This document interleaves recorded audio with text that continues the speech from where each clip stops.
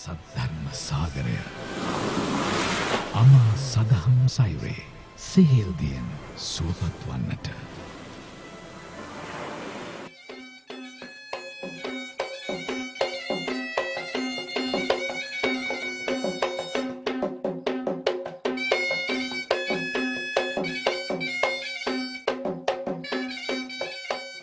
තෙරුවන් සතු සූවිසි මහා ගුණ බලයෙන් සුපින්වත් හැම දෙනාටම නිදුක් නිරෝගී සුව දීර්ඝායුෂ ප්‍රාර්ථනා කරනවා.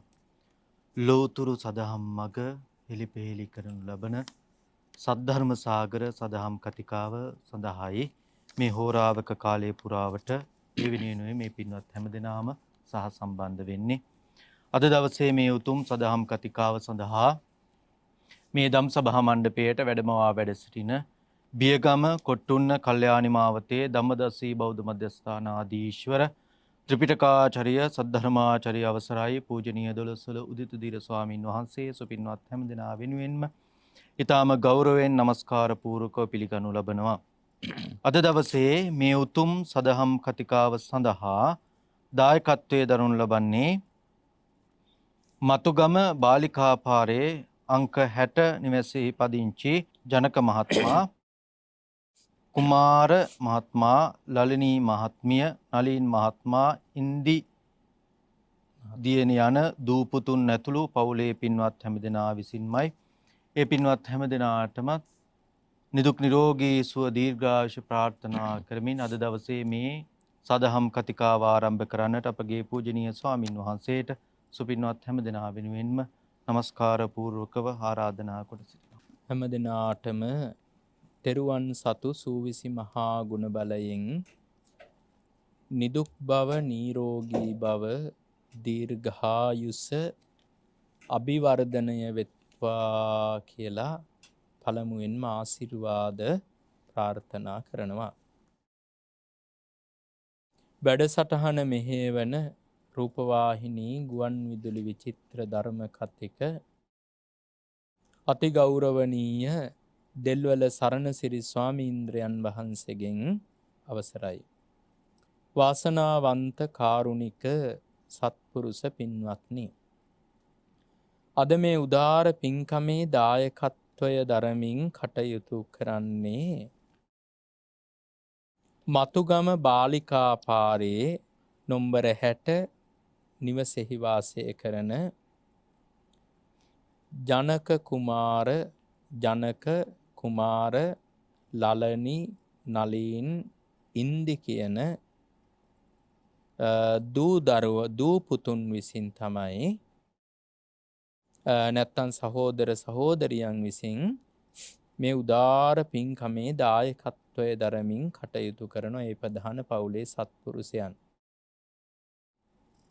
ඉතින් ඒ පින්වත් පිරිස විශේෂයෙන්ම බලාපොරොත්තු වෙනවා දිවි මගේ 80 වෙනි වියට පා තබන ආදරණීය මෑණියන් වහන්සේ ධම්මිකා සේනානායක පාඨශාලාචාර්යතුමියට නිදුක් නිරෝගී සුව දීර්ඝායුෂ ප්‍රාර්ථනා කරන්නට විශේෂයෙන් බලාපොරොත්තු වෙනවා.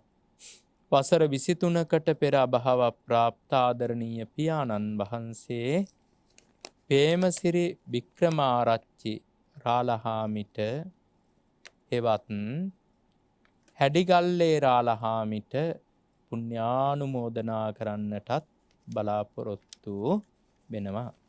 ඉතින් ඒ සියලු යහපත් බලාපොරොත්තු ඒකාන්තයෙන්ම ඉෂ්ට වේවා කියලා සෙත් පතමින් ආශිර්වාද කරමින් අපේ වැඩසටහන අපි ආරම්භ කරමු. මේ වැඩසටහනේ නම දන්නවනේ, සද්ධර්ම සාගරය. සද්ධර්ම සාගරය කියලා කියන්නේ ධම්මපදය ගැන ලියලා තියෙන ලංකාවේ තියෙන විශාලම බණ පොත සද්ධර්ම සාගරය කියලා හඳුන්වනවා. පිටු 3000ක විතර විශාල පොතක් සද්ධර්ම සාගරය කියලා කියන්නේ. පිටු 3000ක් කිව්වහම ලොකුම පොතක්. එච්චර ලොකු පොතක් ලංකාවේ සිංහල භාෂාවෙන් වෙන ලියලා නැහැ. බණ පොතක් ලියලා නැහැ එච්චර විශාල.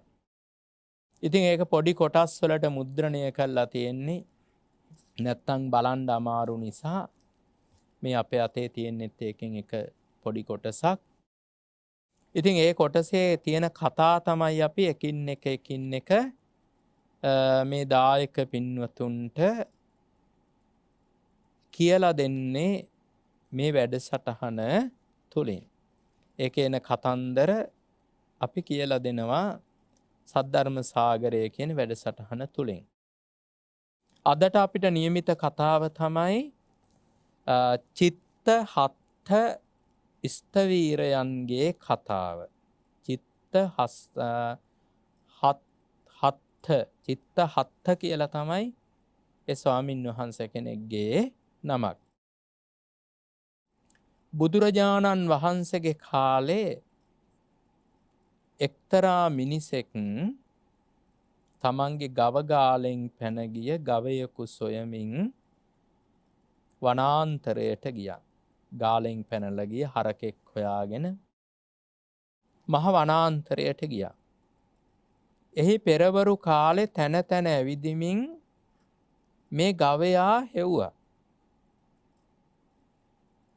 ඊට පස්සේ ඉරමුදුන් වෙලාවේ ගවයා දැකලා අල්ලා බැඳගෙන ගවයා සිටි තැනට යව්වා. ඒ ගවයා හිටි තැනට අරගෙන ගියා. ඉතින් දැන් දවල් වෙනකොට මෙතුමාට හොඳටම බඩගිනි. බඩගිනි නිසා බත් ටිකක් කන්න ඕනි කියලා හිතාගෙන ඒ හරක ගිහින් දාලා નિયમિત ගාලට ගිහිල්ලා දාලා ගාල කිව්වහම මේ කාලේ ඉතින් ගාල තියෙන්නේ ගෙදර නෙමෙයි ගාල තියෙන්නේ කැලේ තමයි. දැන් උනත් එහෙමනේ. සමහර දුෂ්කර පළාත්වල හරක් ගාල් කරලා තියෙන්නේ කැලේ සමහර විට කන්දක් උඩ වනාන්තරයක් මැද. එමෙ තමයි හරක් ගාල් කරලා තියෙන්නේ සමහර අබේ භූමියක. මේ දවස්වල ඔය රණ්ඩු වෙනවා එහෙමත් පෙන්වන්නේ පිළිබඳව එක ටීවී වල එහෙම සමහර වෙලාවට. එමෙ තමයි ඉස්සර ඉඳන්ම නමුත් හරක් ගාල් කරලා තිබිලා තියෙන්නේ එහෙමයි.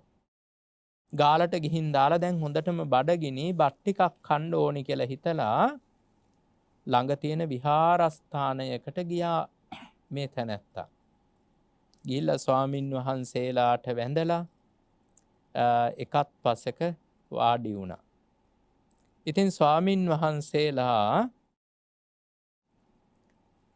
වළඳලා ඉතුරු වෙච්ච කෑම තිබුණා. ඉතින් මෙතුමාට කිව්වා ඔබතුමා කෑම එහෙම කාලා නැත්තම් ඔය වළඳලා ඉතුරු වෙච්ච දේවල් තියෙනවා. ඔය අරගෙන කන්න පුළුවන්. ඒ කාලේ ඉතින් පින්ඩපාතේනේ යන්නේ. හැම ගෙදරකින් ඉතින් බත් ටිකකුත් දෙනවා ව්‍යංජනයකුත් දෙනවා. ගෙවල් 10කට 15කට පින්ඩපාතේ ගියාම ව්‍යංජන 10ක් 15කුත් තියෙනවා. ඉතින් ඒවා මේ ඉතුරු වෙන ඒවා ස්වාමින් වහන්සේට වැඩිපුර ඒවා මේවා වෙනම වෙන් කළා තියලා තියෙනවා. මේ ඉඳුල්පත් තියෙන කොටසේ අර වෙන් කළා තියෙන භාජනවල තියෙනවා. මෙතුමා ඉතින් හොඳට බඩ පිරෙන්න කෑවා. කාලා හිටන් මෙතුමා කල්පනා කරනවා පැන් ටිකකුත් පානය කළා. අත් දෙකත් හොදගත්තා. ඊට පස්සේ ස්වාමින් වහන්සේ ළඟට ගිහිල්ලා ඇහුවා ස්වාමීනි අද විශේෂ තැනකට පින්නපාතේ වැඩි අද මෙච්චර හොඳ රසට බත් ව්‍යංජනේම හම්බුනේ ආරාධනාවක් ඇතුව විශේෂ තැනකට අද දානෙට වැඩම කළාද ඔබ වහන්සේලා පින්නපාතේට විශේෂ ආරාධනාවකට. උන්වහන්සේ කෝ නෑ උපාසක මහත්මයා එහෙම විශේෂ තැනක් නෑ. එහෙනම් මේ විශේෂ කෑම බීම ලැබිලා තියෙන්නේ අද?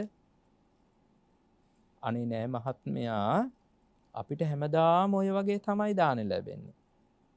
ඇත්තටම ඉතින් පන්සල් වලට එහෙමනේ. හැමදාම වෑංජන 4ක් 5ක් අනිවාර්යෙන් ඉතින් හම්බ වෙනවනේ.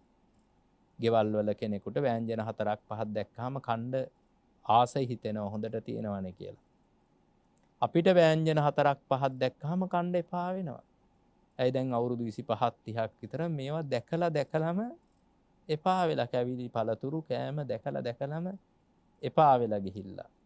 සාමාන්‍ය ගෙදර හදන විදියට කෑම ටිකක් හදලා තිබ්බොත් එහෙම කණ්ඩ ආස හිතෙනවා. දානෙට හදන විදියට නැතුව හදලා තිබ්බොත් එහෙම මොකද දානෙට හදන විදියට හැදුවාම ගෙදර හදන විදිය නෙවෙයිනේ අමුතුම විදිහක්නේ. වැඩිපුර ලුණු දාලා, වැඩිපුර කිරි දාලා, වැඩිපුර තෙල් දාලා පුරුදු විදිහට නෙමෙයි. පුරුදු විදිහට නැතුව හදන හැම එකක්ම හරියට හැදෙන්නේ නැහනේ. කණ්ඩ බෑ හදලා ඉවරුනාට පස්සේ. වියදම විතරයි වැඩි. කලාතුරකින් ඉඳලා හිටලා හදන එකක් හරියට හැදෙන්නේ නැහනේ. සුපුරුදු විදිහට හදනවා නම් ඒක නිතර කරන එක ඒක හොඳට පුරුදු වෙන්නේ Taman ඉක්මනට හැදුවට මිරිස් පොඩ්ඩක් දාලා ලුණු පොඩ්ඩක් දාලා ලුණු පොඩ්ඩක් දාලා ඉක්මනට හදලා ගත්තට ඒක කන්න පුළුවන්. නමුත් අරක සමහර විට අර මිනිස්සු හැමදාම මේ විදිහට කාලා හන්දා දානට ඉවුවහම විශේෂ රසක් දැනෙනවා ඇති. නමුත් සමහර වෙලාවට ඒක කන්න අමාරු වෙන්නත් පුළුවන්. ඉතින් කොහොම හරි ඉතින් හැමදාම ඔහොම තමයි අපිට දානි හම්බ වෙන්නේ කියලා මේ ස්වාමින් වහන්සේලා මෙතුමාට සඳහන් කරන්නට යෙදුණා. ඉතින් මෙතුමා කල්පනා කළා මේ හාමුදුරුවන්ට හැමදාම රසට ගුණට දානි ලැබෙනවා. හොඳට වළඳන්න පුළුවන් උන්වහන්සේලාට. අනේ මමත් මහාන වුණා නම් මටත් හොඳට කාලා බීලා ඉන්න පුළුවන් නේ කියලා මෙතුමා කල්පනා කළා. කල්පනා කළ භික්ෂූන් වෙත ගිහිල්ලා මහානකම ඉල්ලා සිටියා. තමන් මහාන කරන්න කියලා කිව්වා. ඉතින් ස්වාමින් වහන්සේලාව මහාන කළා. ඊළඟට උපසම්පදා කළා. පස්සේ කාලේ නියමිත වයස ආවම උපසම්පදා කළා.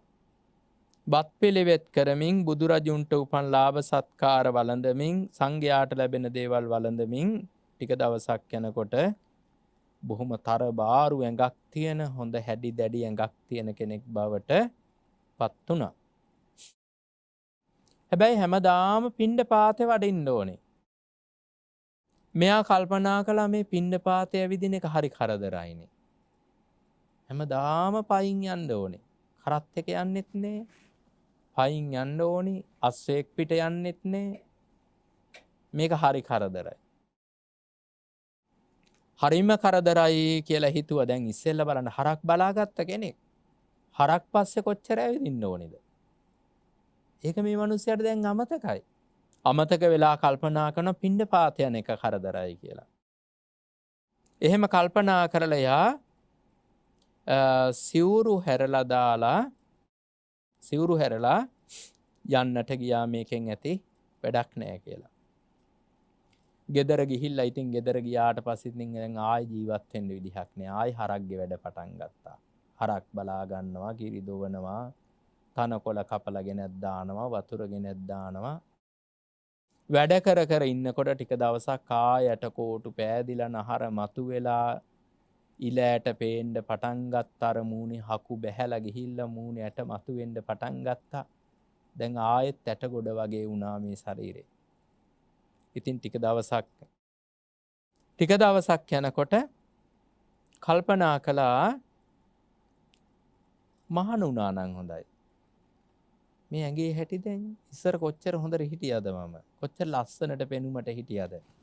ආයෙමත් මහාන වුණා. ඔය විදිහට 6 සැරයක්ම සිවුරු ඇරලා ගියා මහාන වෙලා. ආයෙ ආවම ආයෙත් මහාන කරනවා. දැන් කාරණා මිනිස්සු සමහරට එහෙම මහානෙන්නත් බැනින්නත් පුළුවන් හාමුදුරුවන්ට. දැන් ඔය මිනිස්සු කී සැරයක් සිවුරු ඇරලා ගියාද ආයෙත් මහාන කරනවාද කියලා.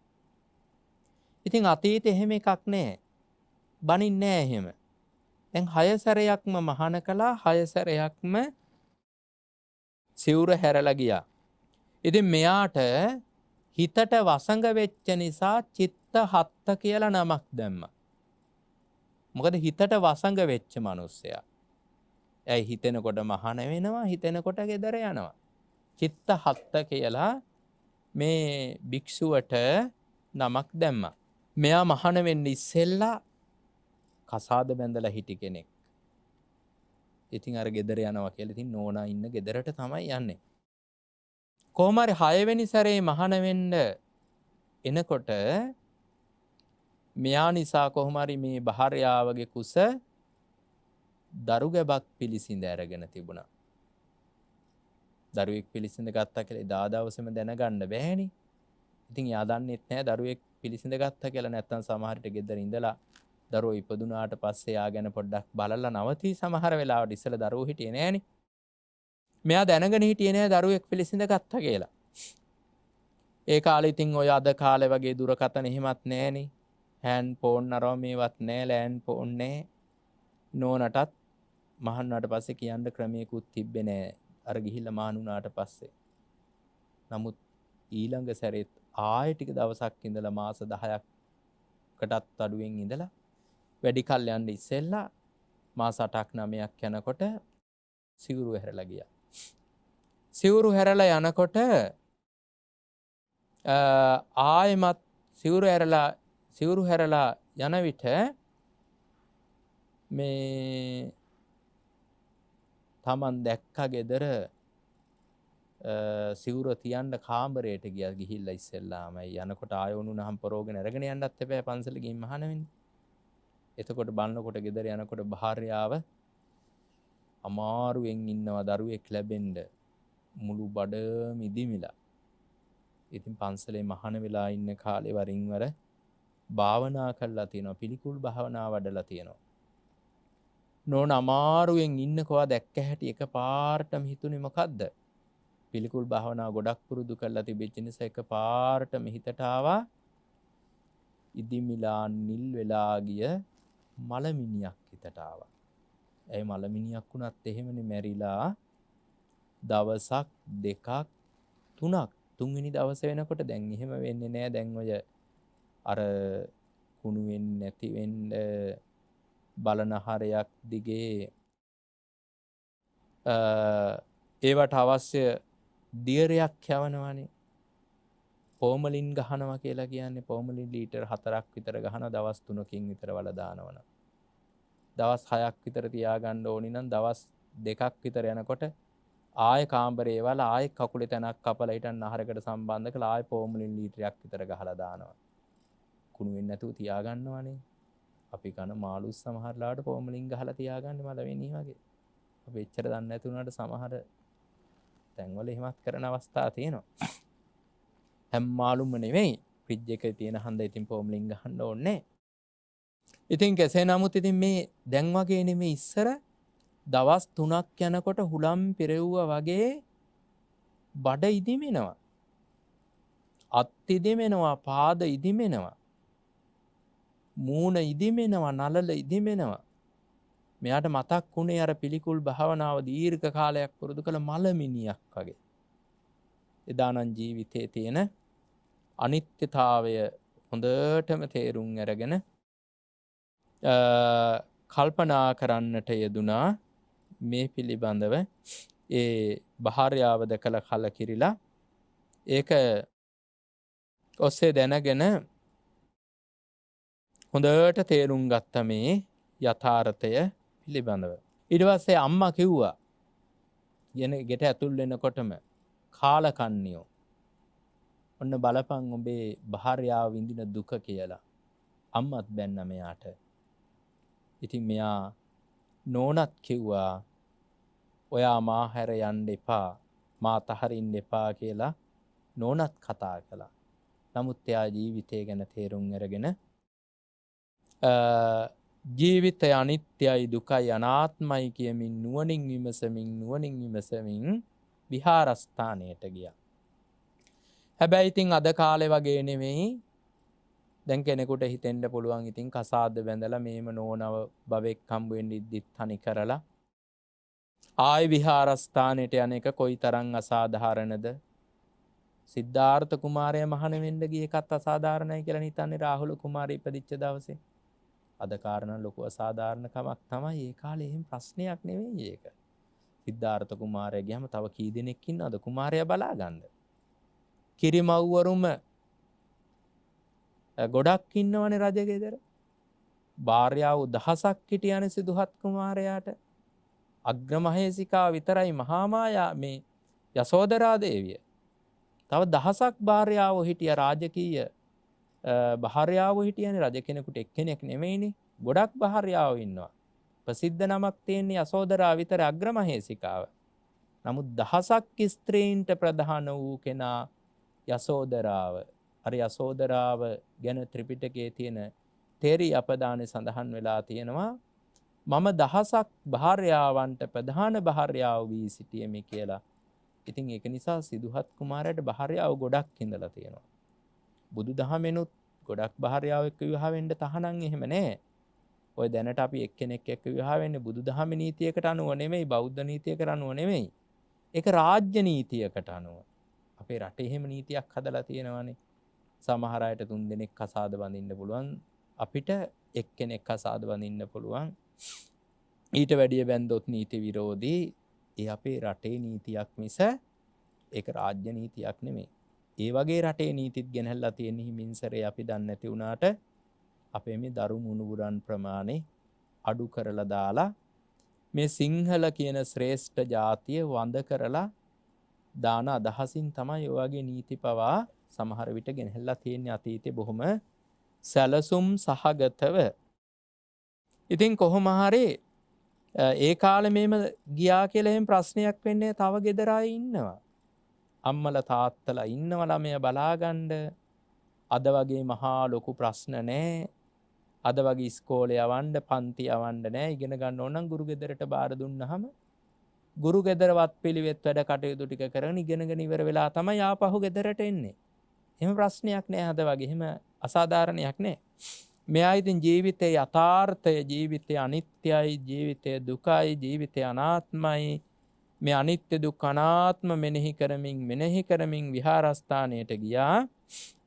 විහාරස්ථානයට යන අතරමඟදීම මේ තැනැත්තා සෝතාපට්ටි ඵලයට පත් වුණා. මේ භාවනා කරමින්ම විහාරස්ථානයට ගිය නිසා සෝතාපට්ටි ඵලයට පත් වුණා.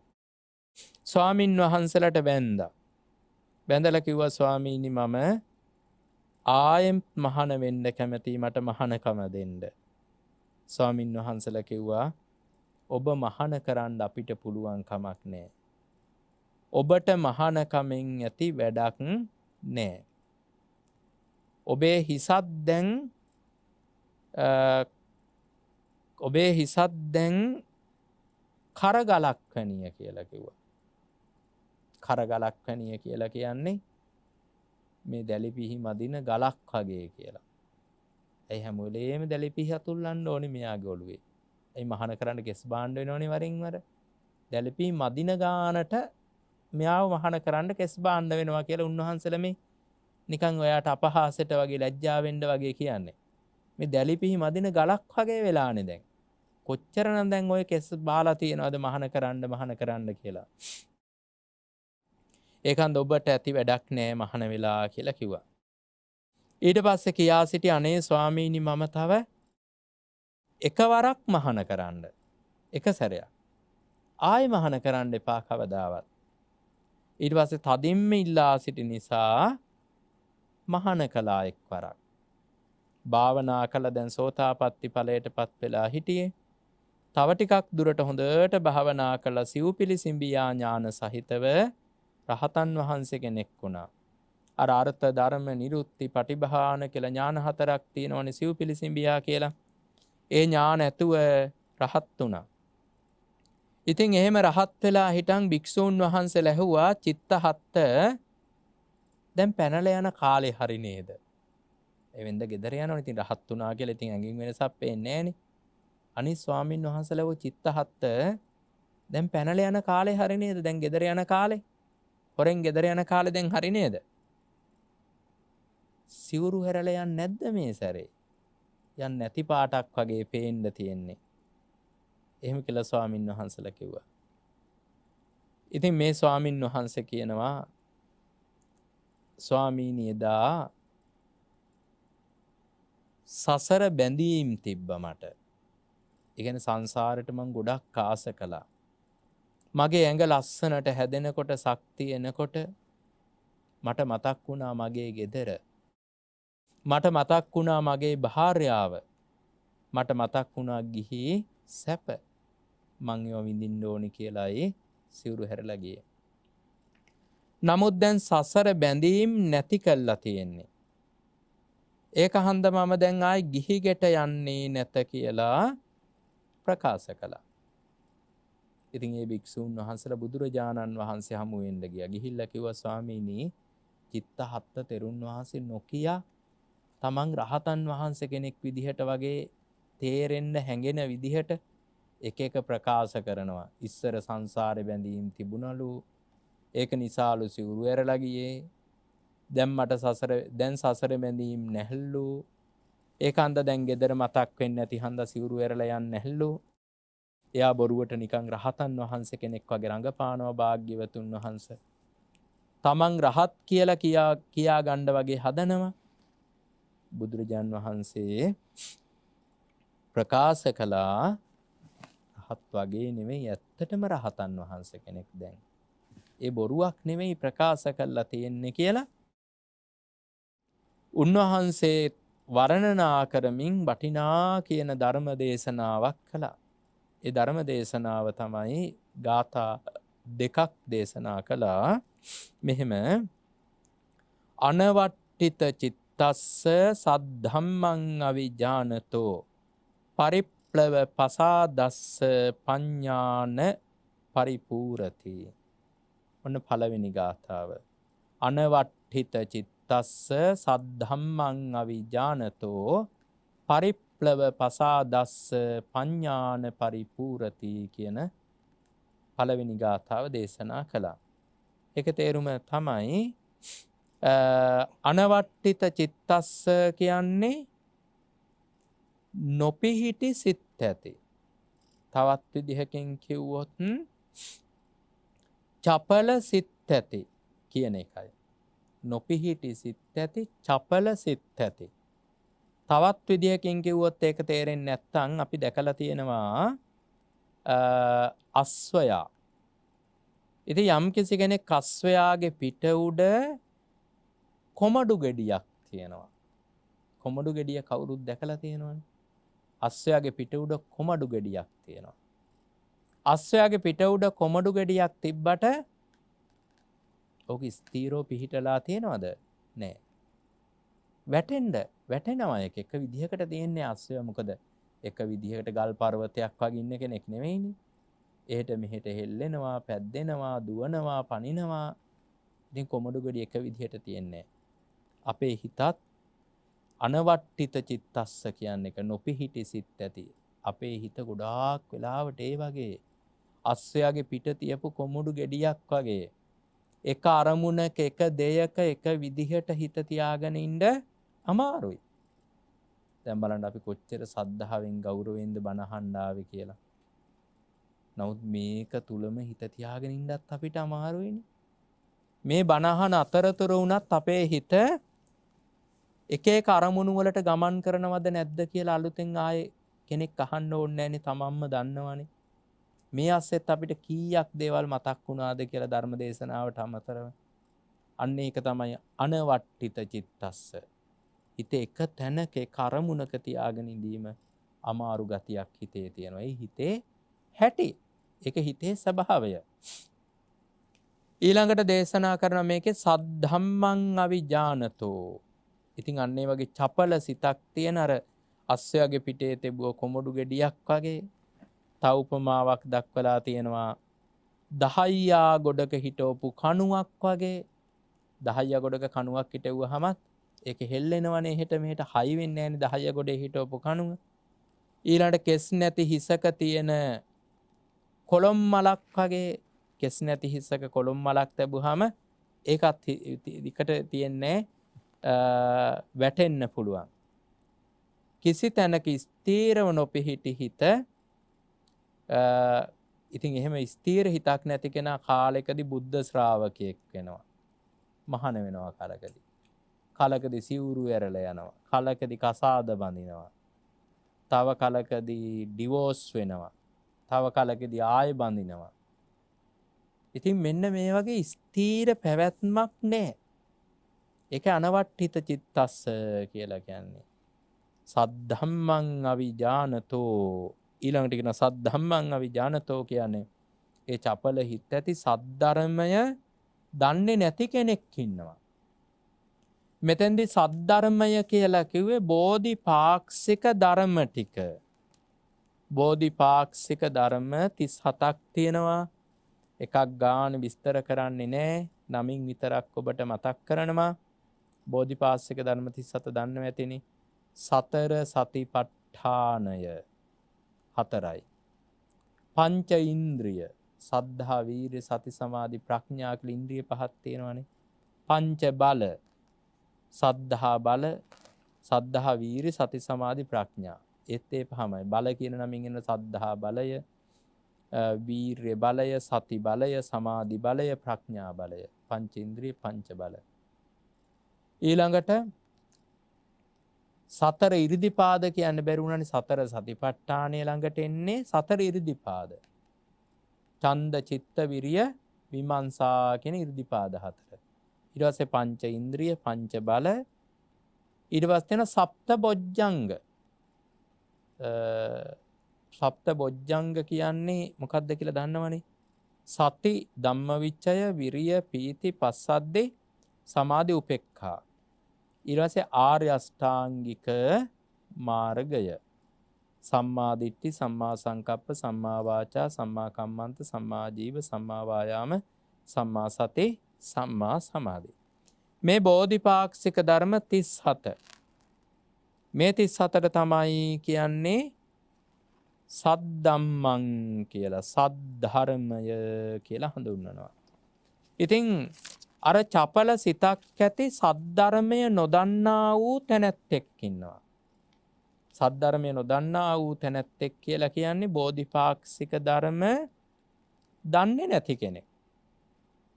දන්නේ නැහැ කියන්නේ පොතෙන් දන්නේ නැහැ කියන එක නෙමෙයි. ගොඩක් අය පොතෙන් දන්නවා. ඔය මහාන වෙලා ඉන්න ගොඩාක් අය ඕවා ගැන ඉගෙන ගන්නවා, විභාගවලටත් ඉගෙන ගන්නවා, ලස්සනට බණ කියන්නත් ඉගෙන ගන්නවා, අනුන්ට උගන්වන්නත් ඉගෙන ගන්නවා. ඉතින් පොතේ දැනුම තියෙනවා. හැබැයි පොතේ දැනුම තිබ්බට පසු කාලයකදී සිවුරු හැරලා යනවා. සමහර අය ලස්සනට බණ කියා ඉඳලා සිවුරු අතහැරලා යනවා යන්න. ඉතින් ඒ අයට පොතේ දැනුම තිබ්බා කියන්නේ ඒ උනට ධර්මය දැනගෙන ඉඳලා නෑ ඇත්තටම. ධර්මය දැනගෙන හිටියනම් සිවුරු අතහැරලා යන්න විදිහක් නෑනේ. චපල හිතක් තිබිලා තියෙන්නේ මඩේ හිටවපු ඉන්නක් වගේ.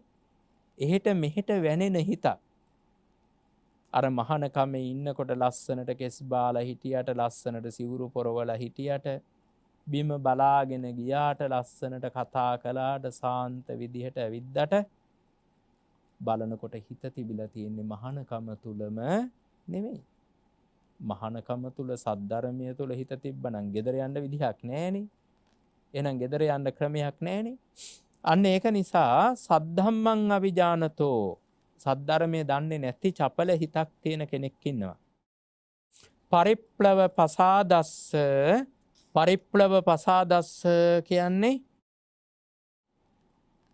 ඉපිලෙන සද්ධාව ඇති. ඉපිලෙන සද්ධාව ඇති කියන්නේ වෙනස් වෙන සද්ධාව. වරින් වර සද්ධාව ඇති වෙනවා, වරින් වර සද්ධාව නැති වෙනවා. ගොඩාක් අයට තියෙන සද්ධාව ඒ වගේ එකක්. වෙනස් වෙන සද්ධාව. පුංචි දෙයටත් ඇති වෙනවා, පුංචි දෙයටත් නැති වෙනවා. අපි හිතමු අපි මේ බණ අහලා ඉවර වෙලා දැන් ගෙදර යන්න මෙතනින් ප්‍රධාන ගේට්ටුවෙන් එළියට යනවා. මේ බෞද්ධ නාලිකා ප්‍රධාන ගේට් එකෙන් එළියට යන වාහනේට යන්න. එනකොට හාමුදුරු කෙනෙක් ආවා කියමු ඉස්සරහට. ඇවිල්ලා ඉතින් මේ හාමුදුරුවෝ මොනවයින් හරි හොඳට සප්පායන් වෙලා අර වැනෙන විදිහට දේවල් තියෙන සමහර ඒවා. අහන උඹලා කොහෙද ගියේ? අපි අද බණක් කියමු. මොකද්ද බණ කියන්නේ යන්නේ? උඹලට වැඩ නැද්ද වෙන? ගෙවල් වලට ලයිට් පළල්. ඔහොම කියලා බැන්නොත් එහෙම මත්පැන් වත් ටිකක් බීලා ඇවිල්ලා එහෙම. අපි හිතමු අතින් සිවුරක් ටිකක් උස්සගෙන, මොකද බිව්වට පස්සේ සාමාන්‍ය සරමක් වගේ එකක් හඳන් හිටිය පොඩ්ඩක් උස්ස ගන්නවනේ. බැන්න කියලා හිතමු. හොඳට කල්පනා කරලා බලන්න අපේ සද්ධාව අඩු වෙනවද වැඩි වෙනවද? මොකද වෙන්නේ සාමාන්‍යයෙන්? අඩු වීමක්ද වෙන්නේ වැඩි වීමක්ද? අපේ සද්ධාව අඩු වීමක් වෙනවා. මොකද අපේ ඇත්ත සමහර විට මේ සංඝං සරණං ගච්ඡාමි කියලා සරණ ගිහිල්ලා තියෙන බේබද්දෝ ටිකක් වෙන්න ඇති. නැත්නම් බේබද්දෝ දැක්කට පස්සේ සද්ධාව අඩු වෙන්න විදිහක් තියෙනවා අය. සද්ධාව අඩු වෙන්න විදිහක් නෑ ඇත්තම කිව්වොත්.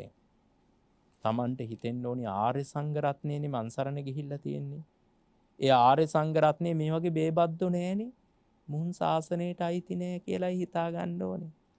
සද්ධා වැඩි වෙන්න ඕනි. මං සරණ ගිය ආර්ය සංඝ රත්නයට අයිති නෑ. භික්ෂුවක් ස්ත්‍රියක් දූෂණය කළොත් ස්ත්‍රී දූෂකයෝ ආර්ය සංඝයාට අයිති නෑ. මං සරණ ගිහිල්ලා තියෙන මේ සද්ද සංඝ රත්නය නෙමෙයි. තමන් ඒකයි තේරුම් ගන්න ඕනි ඇත්තටම. සද්ධාව වැඩි කරගන්න ඕනි තැනක් මිසේ කඩු කරගන්න ඕනි තැනක් නෙවෙයි. අර රහතන් වහන්සේලා මාර්ගඵලලාභී උතුමන් ආර්ය සංඝ රත්නය මම සරණ ගියේ ආර්ය සංඝ රත්නය. ආර්ය සංඝ රත්නයේ සරණ ගියාට පස්සේ මේ පෘථග්ජන නෙවෙයි. ආර්ය කියන්නේ පෘථග්ජන නෙවෙයිනේ.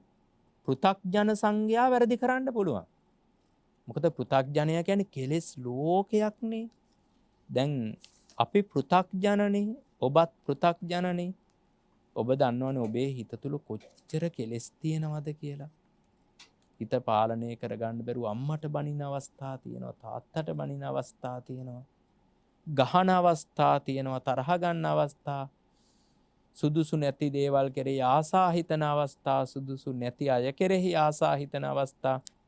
ඒ පෘථග්ජන දෝෂය එක. නමුත් ඒ පෘථග්ජනයෝ නෙවෙයි අපි සරණ ගිහිල්ලා තියෙන්නේ. මගඵල ලබාගත් කෙලෙසුන් දුරු කරගත්ත උත්තම ආර්යයන් වහන්සේලා සංඝං සරණං ගච්ඡාමි කියලා සරණ යන්නේ. කියන්නෙම ඔව් සම්මාස. එතන අපි සාකච්ඡාවේ කතා වුණ කාරණාවක් තියෙනවා ධර්මයේ පිළිබඳව හැදෑරීම සහ විශේෂයෙන් දැන් ධර්මානුශාසනාවක ධර්ම දානයක තියෙනවා ප්‍රධාන අපේක්ෂාවන් කිහිපයක්. එකක් ධර්මයේ පිළිබඳව වඩාත් හරවත්ව ගැඹුරින් දැන කියා ගැනීම. ඒක දහම් දැනුමනේ. මේ දහම් දැනුම සහ ධර්ම අවබෝධය එහෙම නැත්නම් දැනුම සහ ප්‍රඥාව කියලා කියන කොටස් දෙකක් විදිහට ගත්තාමත් දැනුම කොයිතරම් දුරට ඉවහල් වෙනවද ධර්මඥානෙ කොයිතරම් දුරට ඉවහල් වෙනවද අපිට ප්‍රඥාව ධර්මයේ පිළිබඳව අවබෝධ කරගන්නට. ඔව් සවන්නසේ අහපු දේ මං හිතන්නේ තේරෙන්න ඇති. උන්වහන්සේ අහන්නේ මේ දැනුමයි ප්‍රඥාවයි අතර නැත්තම් ධර්ම ඉගෙන ගැනීමයි අවබෝධයයි අතර වෙනස මුලින්ම අහනවා. ඊට පස්සේ දැනුම අපිට අවබෝධයට හේතු වෙන්නේ කොහොමද කියලාත් උන්වහන්සේ ප්‍රශ්නයක් විදිහට අහනවා. දැනුම කියලා කියන්නේ මොකද්ද? දැනුම කියලා කියන්නේ අපි ඉගෙන ගැනීම. ඇත්තටම දැනුම කියන්නේ ඒක ඉගෙන ගන්නවා. ඉගෙන ගන්නවා කියන්නේ එක්ක අහනවා, කියවනවා. ඒක තමයි ඉගෙනීමේ මූලික අංශය. එක්ක අහගෙන ඉඳලා ඉගෙන ගන්නවා නැත්නම් කියවලා ඉගෙන. ගුරුවරයෙක් උගන්වනකොට අහගෙන ඉඳලා හෝ නැත්නම් Taman පොත්පත් කියවලා හෝ ඉගෙන ගන්න. ඉතින් ඒක ඉගෙන ගන්නවා. අහලා කියවලා විතරක් තිබ්බටම ඉගෙනීම සම්පූර්ණ නෑ. ඉගෙන ගත්ත වෙන්නේ අහලා කියවලා තිබුණා විතරක්ම නෙමෙයි මතකේ තියෙන්න ඕනේ. මතක නැත්තම් ඉගෙන ගත්තා වෙන්න බෑනේ. කොච්චර ඉස්කෝලේ ගියත් ඉගෙනගෙන නෑනේ මතක නැත්තම් ප්‍රශ්න පත්‍රයකට උත්තර ලියන්න. එනත ඉගෙන ගත්ත එකෙන් වැඩක් නෑනේ. අන්න ඉගෙන ගත්තා කියන්නේ නම් අහලා කියවලා තියෙන්න ඕනේ. එක දෙක මතකේ තියෙන්න ඕනේ. මතකේ තිබුණත් වැඩක් නෑ කියන්න බැයි නම්. කියන්න බැයි නම් කියන්නේ ප්‍රශ්නයක් අහුවට පස්සේ උත්තරයක් දෙන්න බැයි නම්. කොච්චර දේවල් මතකේ තියාගෙන හිටියත් වැඩක් නෑනේ. ප්‍රශ්නයකට උත්තරයක් දෙන්න හෝ ප්‍රශ්නයක් ඇහුවම උත්තරයක් ලියන්න හෝ අර මතකේ තියෙන ඒවා ඉක්මනට සෙනිකව මතක් වෙලා එන්න ඕනි. ස්මරණය කියලා කියනවා. සුදුසු වෙලාවට හිතට මතක් වෙලා එන ස්වභාවයක් තියෙන්නට ඕනේ. මෙන්න මේ ටිකට තමයි අපි මේ දැනුම කියලා කියන්නේ ඇත්තටම. ඉගෙනීමට ඇසීම හෝ කියවීම, ධාරණය කියන මතකේ තබා ගැනීම, ඊළඟට අපිට කීමේ හැකියාව. ඔය ටිකට අපි කියනවා ඉගෙන ගත්තා කියලා. එතනින් නොනවති තව ඉගෙන ගත්ත දේ පිළිබඳ අපි කල්පනා කරනවා. මානසිකාරය කල්පනා කරන මේකත් ඉගෙනීමේම කොටසක්. කල්පනා කරනකොට අපිට ඉගෙන ගත්ත දේවල් හොඳට තේරෙන්න පටන් ගන්නවා. ඒකත් ඉගෙනීමේම කොටසක්. ඔන්න ඔය ඉගෙනීම තමයි ඒක. නමුත් ඉගෙන ගත්තා කියලා ඒක අවබෝධය කියලා බුදුදහමේ හඳුන්වන්නේ. ඉගෙනීමට බුදුදහම කියන්නේ බහුශ්‍රුත බව කියලා. බොහෝ ඇසූ පිරූ තැන් ඇති බව නැත්තම් බොහෝ දේවල් දන්න ස්වභාවය කියලා මේ දැනුමෙහි අවබෝධයේ වෙනස කියන්න මම පුංචි උපමාවක් කියන්නම්. අම්මා කෙනෙක් ඉන්නවා. ඒ අම්මට ඉන්නවා නිවුන් දරුවන් දෙන්නෙක්, පුතාලා දෙන්නෙක්, පුංචි බබාලා. ඒ බබාලා තාම දන ගාගෙන යන වයසේ, බඩ ගාගෙන යනවා, දන ගාගෙනත් යන වගේ පුංචි වයසේ. ඉතින් අම්මා විතරයි ගෙදර ඉන්නේ, දුප්පත් ගෙදරක්. ඉතින් දුප්පත් ගෙවල් වල කුස්සිය කාමර වෙනම නැහැ, එකම ගෙයයි එකම කාමරයයි තියෙන්නේ මැටි ගහලා හදලා. ඒ කාමරේ පැත්තක තමයි බිම ලිපක් හදලා තියෙන්නේ උයන්ඩ. තව පැත්තක දර ටික අහුරලා තියෙනවා. තව පැත්තක බිම පැදුරු කඩමාල්ලක් කෙරලා ඇඳුම් ටික නමලා තියලා තියෙනවා. තව පැත්තක තමන් නිදා ගන්න පැදුරු අකුලලා තියෙනවා, කොට්ට ටික තියෙනවා. ওই විදිහට තමයි ඉතින් දුප්පත් අහිංසක ගෙදරක ස්වභාවය. ඉතින් මේ අම්මට හදිස්සි එළියට යන්න වෙනවා. තාත්තත් නෑනේ ගෙදර. තාත්තා වැඩට යන්න එපාය, කොහේ හරි කුලී වැඩකට යන්න ඕනේනේ. කාගේ හරි කුඹුරක් කොටන්න හරි, කාණුවක් කපන්න හරි, මිදුලක් එලි කරන්න හරි, වත්තක් එලි කරන්න හරි යන්න ඕනේ. ඉතින් මේ පුංචි බබාලා දෙන්නේ කම්මටත් හදිස්සි එළියට යන්න වෙලා. අම්මා කියනවා බබාලා දෙන්නට, පුතේ ලිප ළඟට යන්න එපා. ලිප ළඟට ගියත් අඟුරු අල්ලන්න එපා. ගිනි අඟුරු අල්ලන්න එපා, පිච්චෙනවා, දනවා, රිදෙනවා. ඉතින් හා කියලා ඉතින් පුංචි ළමයින්ට තේරෙන විදිහට 7-8 සැරයක් කියන්න එපා. අහනවට උත්තර දෙදී එපා වෙනවනේ පුංචි ළමයි එක්ක කතා කරන්න ගියාම. වඳුරු පැටව් වගේ ඇඟේ එල්ලිලාමයි හැම වෙලේම ඉන්නේ. මහා වදයක් නේක සමහර වෙලාවට. නමුත් ගිහි ගෙදර ඉන්න කෙනෙකුට මහා සැපයක් විදියට දැනෙන්නේ. ඉතින් කොහොම හරි මේ ළමයින්ට කියලා දීලා ගියා දැන්. එක ළමෙක් ගියා ලිප ළඟට. ලිප ළඟට ගිහිල්ලා අම්මා එපා කිව්වට අල්ලලා බැලුව අඟුරු කෑල්ලක්, රතු පාටට දිරිසෙන අඟුරු කෑල්ලක්. අත වෙච්චුණා. දැන් යා කෑ ගහනවා. කෑ ගහලා ඉතින් නලව ගන්න කෙනෙක් නැතුණම් පුංචි ළමයි උනා නවත්තනවා ටිකක් වෙලා ගිහිල්ලා. ඔය ගෙදර කවුරු හරි ඉන්න හන්ද තමයි ඒක නවත්තන්න නැතුව අපි අමාරුවෙන් නලවනකන් ඉන්නේ. කවුරුවත් නැතුනොත් ටිකක් වෙලා කෑ ගහලා නවත්තනවා. ඉතින් කවුරුත් නැහැනේ බලාගන්න. කෑ ගහලා නැවැත්තුවා. දැන් ඉතින් අනික් ළමයා දැනගත්තා ලිප ළඟට යන්න හොඳ නෑ, ගියත් කමන්නේ, අඟුරු නම් අල්ලන්න හොඳ නෑ. අඟුරු අල්ලලා දැක්කනේ අයියට වෙච්ච දේ. එයා දැක්කනේ. හැබැයි දැන් ළමයි දෙන්නට අවබෝධයක් තියෙනවා. මේ ළමයා දන්නවා අඟුරු ඇල්ලුවොත් මොකද වෙන්නේ කියලා. තමන්ගේ අත්දැකීමෙන්ම. අනික් ළමයා හිතනවා විතරයි මේක පිච්චෙනවා, දනවා, රිදෙනවා කියලා අවබෝධයක් නැහැනේ. ඉතින් දැනුමයි අවබෝධයයි දෙක ඒ වගේ. මේ දෙකේ ලොකු වෙනසක් තියෙනවා. බුදුදහම උගන්වන දැනුම තුල නම් කෙලෙස් ප්‍රහාණය වීමක්, කෙලෙස් අඩුවීමක් වෙන්නේ. බුදුදහම උගන්වන ධර්ම අවබෝධය තුල කෙලෙස් අඩුවීම සිද්ධ වෙනවා. ඔව් ස්වාමීන් වහන්සේ. අද දවසේ අපි හෝරාවක කාලයක් සද්ධර්ම සාගරය, ධම්මපද විවරණ, අර්ථ විවරණය, සදහම් කතිකාව සමගයි මේ පින්නතුන් එකතුව සිටියේ. විශේෂයෙන් අපි සාකච්ඡා කරමින් සිටි ප්‍රධාන කාරණාවන් ධර්මය අවබෝධය, දහම් දැනුම සහ අවබෝධය කියන කාරණාවන් කොයිතරම් දුරට දහම් දැනුම අපිට කොයිතරම් දුරට අවබෝධය පිණිස වැදගත් වෙනවද කියන කාරණාවත් අපේ පින්නතුන්ට දැනුමත් කරවන්නට මේ ඉඩ අවකාශ ලැබිච්ච අවස්ථාවක්.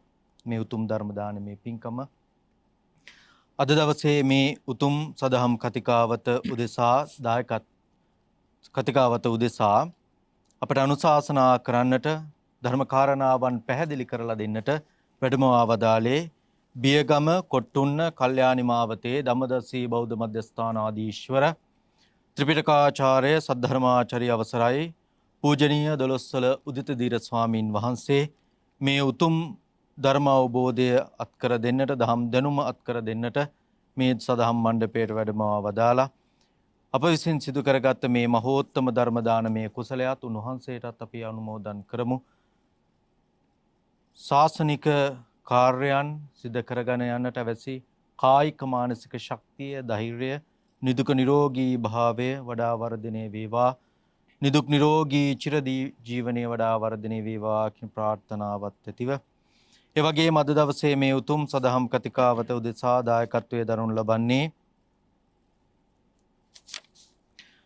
මතුගම බාලිකා පාරේ අංක 60 නිවසේහි පදිංචි ජනක කුමාර ලලිනී නලීන් ඉන්දි කියන දූපුතුන් නැතුළු පවුලේ සුපින්වත් හැමදෙනා විසින් ඒ ආදරණීය මෑණියන්ට නිදුක් නිරෝගී සුව චිරජීවනයේ ප්‍රාර්ථනා කරන්නට ආදරණීය පියතුමන්ට පුණ්‍ය අනුමෝදනා කිරීම කාරණාවන් මුදුන්පත් කර ගැනීම පිණිසයි මේ මහෝත්තම ධර්ම දානමේ පින්කම සඳහා අද දවසේ දායකත්වයෙන් දරන ලබන්නේ ඇත්තන්ට පුණ්‍ය අනුමෝදනා කරන්නට ආශිර්වාද කරන්නට අපගේ පූජනීය පින්වත් ස්වාමින් වහන්සේට සුපින්වත් හැමදෙනා වෙනුවෙන්ම ඊටාම ගෞරවයෙන් নমස්කාර පූර්වකව ආරාධනා කොට සිටිනවා. සුපින්වත් ඔබ හැමට උතුම් තිරුවන් සරණයි.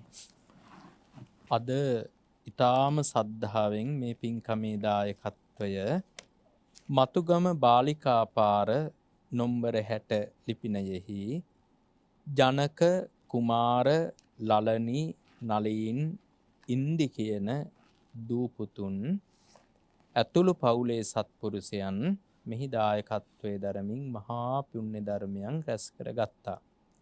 විශේෂයෙන් බලාපොරොත්තු වෙනවා තමන්ගේ ජීවිත ගමනේ 80 වන වියට පා තැබූ ආදරණීය මෑණියන් වහන්සේ ධම්මිකා සේනානායක පාඨශාලාචාර්යතුමියට ආශිර්වාද කිරීම.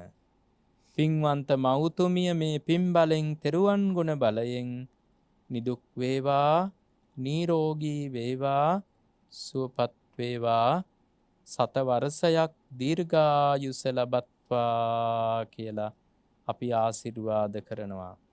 මව්තුමියට ඇති අපල උපද්‍රව සතුරු කරදර මාරක බාධක නවග්‍රහ දෝෂ අස්වහ කටවහ දෝෂ කර්ම විපාක දුරු වේවා.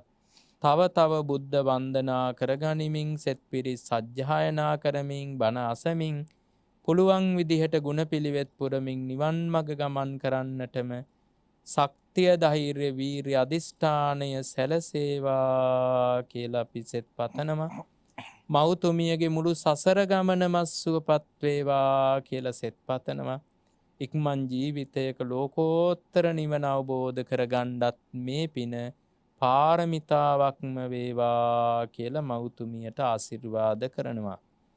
ඒ වගේම මීට වසර 23කට පෙර අභාව ප්‍රාප්ත වූ ආදරණීය පියාණන් වහන්සේ ප්‍රේමසිරි වික්‍රමාරච්චි රාලහාමිට හෙවත් හැඩිගල්ලේ රාලහාමිට පින් අනුමෝදන් කරනවා. මේ මහා පින් එතුමන්ට අත්පත් වේවා. එතුමන්ගේ පරලෝක ජීවිතය වාසනාවන්ත වේවා. සංසාර ගමන සුවපත් වේවා. සසර දුකින් අත් මිදේවා. ආදරණීය පියතුමාට ලෝකෝත්තරමා නිවන පිණිස මේ පින් හේතු වාසනා වේවා කියලා සාදු කියලා ප්‍රාර්ථනා කරමු. ඒ වගේම කොරෝනා වසංගත බිය ඉක්මනින්ම ලොවෙන් තුරන් වී සැමට යහපත සතුට නිදුක් නිරෝගී සුව ලැබේවා කියලා සෙත් පතනවා.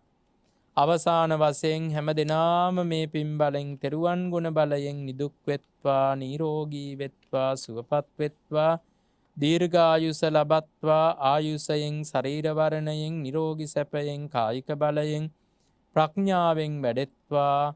ගුණයෙන් නුවණින් යසයිසුරින් සැප සම්පතින් ධන දහාන්නෙන් වැඩෙත්වා. අපල උපද්‍රව සතුරු කරදර මාරක බාධක නවග්‍රහ දෝෂ අස්වහ කටවහ දෝෂ පුරාණ කර්ම විපාක අනවින කොඩවින ඒරාෂ්ටක නින්දා අපහාස චරිත ඝාතන දුරු වේවා. තබන පියවරක් පාසා, ගන්න හෙළන හුස්ම රැල්ලක් පාසා, කරන ක්‍රියාවක් පාසා, ගෙවෙන මොහොතක් පාසා මගේ මුතුම් රත්නත්‍රය ආශිර්වාදයේ රැකවරණය සැලසේවා. සංසාර ගමනේදී නරක තිරිසන් ප්‍රේත අසුර කියන සතර අපායෝත්පත්ති දුක්ඛයකට පත් නොවී සුගතිගාමී වාසනාවන්ත සැප බහුල සත්පුරුෂ ජීවිත පෙළක් එක දිගට ලැබේවා. ඊ타මත් සෑම ජීවිතයකදීම කල්යාණ මිත්‍රයන්ගේ ආශ්‍රය, සද්ධර්ම ශ්‍රවණය, යෝනිසෝ මනසිකාරය, ධර්මානුධර්ම ප්‍රතිපත්තිය කියන ගුණපිළිවෙත් මුණ ගැසේවා. ඊ타මත් මික්මන් භවයකදී අනන්ත බුදු පසේ බුදු අග්‍රශ්‍රාවක මහ ශ්‍රාවක මහරහතන් වහන්සේලා නිවිසනසී පැමිණ වදාළ සාන්ත ප්‍රණීත ලෝකෝත්තර අජරාමර අමෘත මහා නිර්වාණ ප්‍රතිලාභය පිණිසම මේ උදාරතර මහෝත්තම මහානී අග්‍රගණ්‍ය ධර්මදානමය කුසලය හේතු වාසනා වේවා කියලා සාදු කියා ප්‍රාර්ථනා පිහිටුවමු. ඒ වගේම විරූඪ විරූපාක්ෂ වෛශ්‍රවණ දතරාෂ්ට්‍ර සක්‍ර දේවේන්ද්‍ර මතු බුදු වෙන ශ්‍රී මහා බෝධිසත්වයන් වහන්සේ ප්‍රධාන සදෙව් ලෝකවාසී සියලු දෙවියෝද සහම්ප්‍රති බ්‍රහ්ම රාජයා ප්‍රධාන බ්‍රහ්ම රාජයෝද ආර්ය සුමන සමන් දෙවියන් ශාසන භාරධාරී ශ්‍රීමත් විෂ්ණු දෙවියන් පළාත් භාර විභීෂණ දෙවියන් රුහුණට අධිපති කතරගම දෙවියන් වන්නිහත්පත්තුවට අධිපති අයියනායක දෙවියන් අලුත් නුවර දැඩිමුණ්ඩ දෙවියන් ගම්භාර දෙවියන් සරස්වති මෑණියන් පත්තිනි මෑණියන් අපේ ආරක්ෂක සියලුම දෙවිවරු අපේ ඉෂ්ඨකාමි හිතකාමි දෙවිවරු ශාසන මාමක ලෝකපාලක දෙවිවරුත් මේ පින් අනුමෝදන් වෙත්වා දෙවියන්ගේ දිව්‍ය සැප සම්පත් යසයිසුරු වර්ධනය කර ගනිත්වා දෙවියන්ගේ ආශිර්වාදය රැකවරණය ගමන බිමනගේ දොර ඉඩකඩම් යාන වාහන රැකියා අධ්‍යාපන ආදී සෑම දේටම ලබා දෙමින් දියුණුව ආරක්ෂාව රැකවරණය සලසා දෙත්වා දෙවියෝ දමා නිවනින් සැනසීම ලබත්වා. ආකාසට්ටා ච බුම්මට්ඨා දේවා නාග මහිද්దికා පුඤ්ඤන්තං අනුමෝදිත්වා චිරන් රක්ඛන්තු ලෝක සාසනං චිරං රක්ඛන්තු දේශනං චිරන් රක්ඛන්තු මං පරන්ති. ඉදම්මේ ඥාතිනං හෝතු සුඛිතා හොන්තු ඥාතයෝ ඉදම්මේ ඥාතිනං හෝතු සුඛිතා හොන්තු ඥාතයෝ ඉදම්මේ ඥාතිනං හෝතු සුඛිතා හොන්තු ඥාතයෝ. හැම දිනාටම තෙරුවන් සරණයි. සද්ධර්ම සාගරය අමා සදහම් සයුරේ සිහිල් දියෙන් සුවපත් වන්නට